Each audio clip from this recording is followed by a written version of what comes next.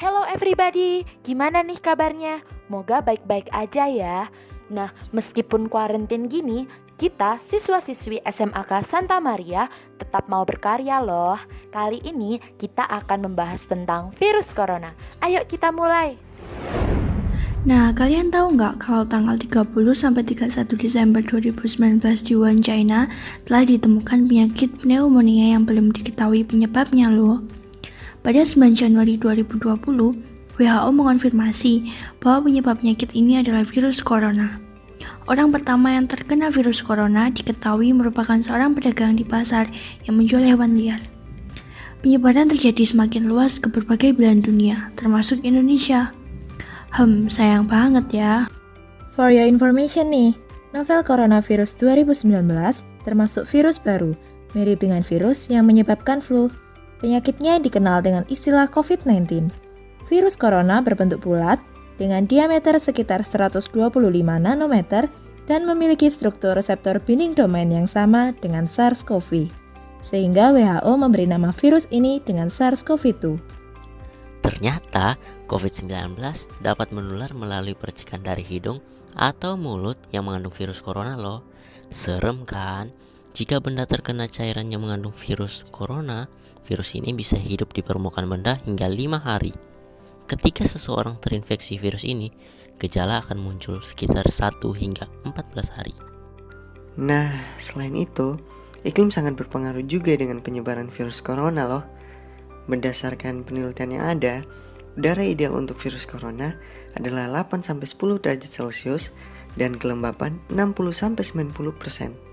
Sedangkan Indonesia memiliki suhu rata-rata 27-30 derajat Celcius dengan kelembapan 70-95%. Lalu, mengapa Indonesia masih terpapar? Ini disebabkan karena tingginya faktor mobilitas dan interaksi sosial. Perlu kalian ketahui, jika memiliki penyakit jantung, diabetes, dan tekanan darah tinggi, maka tingkat kematiannya akan lebih tinggi daripada orang yang tidak memiliki penyakit penyerta. Selain itu, pasien dengan kebiasaan merokok akan lebih beresiko mengalami komplikasi berat dan meninggal karena tertular COVID-19. Oleh karena itu, ayo yang merokok berhenti dulu ya. Ini penting nih, dengerin ya. Berdasarkan data pemerintah di Senin 4 Mei 2020, total kasus COVID-19 di Indonesia sebanyak 11.587 kasus dengan total kasus aktif mencapai 8.769 pasien.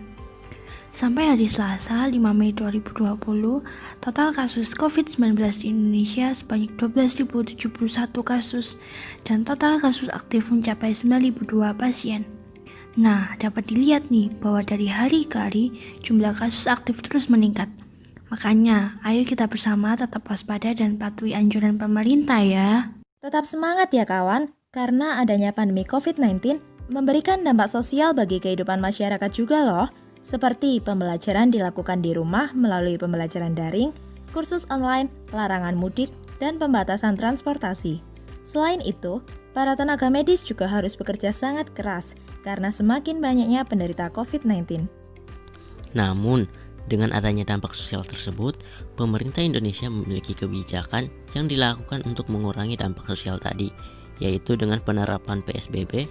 Selain itu, usaha dari pemerintah, tentunya masyarakat Indonesia juga memberikan bantuan berupa sembako, donasi amal, pembagian 1.000 hand sanitizer, dan masker. Tapi tenang, kita juga harus menyadari, ternyata lockdown yang dilakukan beberapa negara membuat alam menjadi bersih tanpa ada polusi yang berlebihan. Namun sangat disayangkan, dengan adanya virus corona ini, limbah rumah sakit semakin banyak dan dapat menyebarkan virus corona. Karena itu, menjaga lingkungan adalah sesuatu yang harus diperhatikan, termasuk lingkungan rumah sakit. Menjaga lingkungan dapat dilakukan dengan cara pengolahan limbah rumah sakit yang baik. Selain itu, banyak juga masyarakat yang mendaur ulang bak dan kaleng bekas untuk digunakan sebagai wastafel cuci tangan. Other than that, millennial generation is also not less competitive in the war against COVID-19 by creating the Bersatu Lawan COVID-19 or BLC application to make it easier for people to find reference information and the latest information. In addition, the existence of PSBB also disrupt food distribution. Therefore, the government is working with several trade providers through an electronic system to involve in food distribution. Tahu nggak, selain teknologi digital, para mahasiswa juga membuat box sterilisasi uang yang dapat meminimalkan paparan bakteri loh. Masyarakat juga terlibat dalam upaya lain, yaitu dengan membuat sabun cair antiseptik dan cairan disinfektan sendiri. Lalu apakah pemutih pakaian bisa digunakan sebagai cairan disinfektan? Yuk kita dengarkan penjelasan dari dokter. Sekarang banyak ya yang membuat sendiri ya cairan disinfektan dari cairan pemutih pakaian ataupun malah pembersih lantai itu banyak. Perlu diingat ya memang pemutih pakaian dari komposisinya itu bisa digunakan sebagai cairan desinfektan, tapi harus benar-benar dicek dan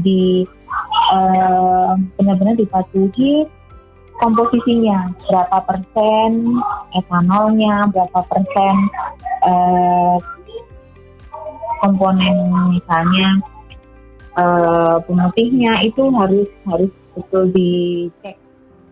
Perlu diketahui nih, dampak COVID-19 mempengaruhi kesehatan mental dan psikososial, seperti takut jatuh sakit, takut kehilangan pekerjaan, dan takut diasingkan dari masyarakat.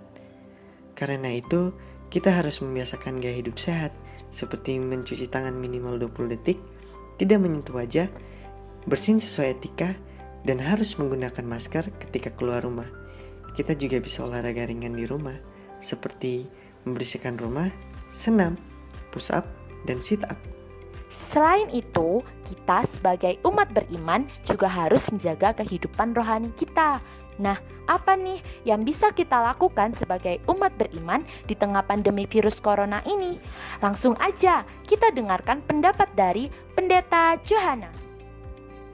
Kalau menurut Tante, memang keadaan pandemi corona belakangan ini memang sebetulnya bukan keadaan yang biasa.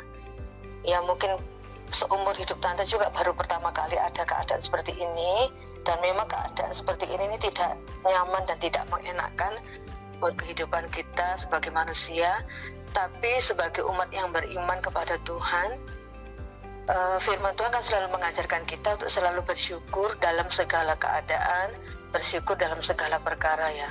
Jadi sekalipun situasinya tidak mengenakan buat kita, tapi sebagai umat beriman kita harus tetap bersyukur dalam segala keadaan. Selain hidup bersyukur, ternyata gereja juga mendukung program pemerintah untuk mengatasi wabah COVID-19 loh, yaitu dengan melakukan ibadah online. Lalu, apa nilai-nilai positif yang dapat kita ambil dari wabah ini? Nah, mari kita dengarkan saran dari Romo Jamie. Menakutkan, berbahaya.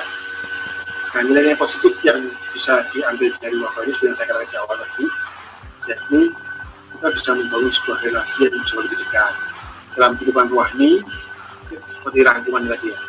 Dalam kehidupan rohani, orang tahu dipancing itu punya suatu kerinduan. Mereka disadarkan kembali bahwa selama ini Eucharistia atau perayaan-perayaan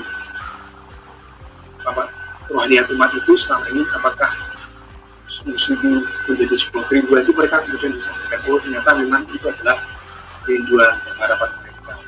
Jadi dari sisi hal positifnya dari situ, satu sisi orang bisa membangun relasi yang jauh lebih baik dengan keluarganya, dengan komunitasnya, orang tua yang selama ini selalu sibuk dengan segala macam pekerjaan, sekarang karena bekerja di rumah, mereka punya tugas dan tanggung jawab untuk kembali mendidik anak-anaknya. Karena kan tugas utama orang tua sebenarnya adalah mendidik dan membina anak-anaknya dengan lebih baik. Tapi selama ini, karena kesibukan pekerjaan, tugas itu dilemparkan ke sekolah. Jadi seakan-akan orang tua titip anaknya ke sekolah, nanti pulang tahu-tahu sudah beres. Tapi sekarang orang tua kembalikan tugas dan tanggung jawab itu. That's all information about the COVID-19 pandemic. Semoga informasi tadi bermanfaat bagi kita semua dan negeri kita tercinta Indonesia dapat segera pulih kembali. Makasih ya sudah mendengarkan. God bless you all.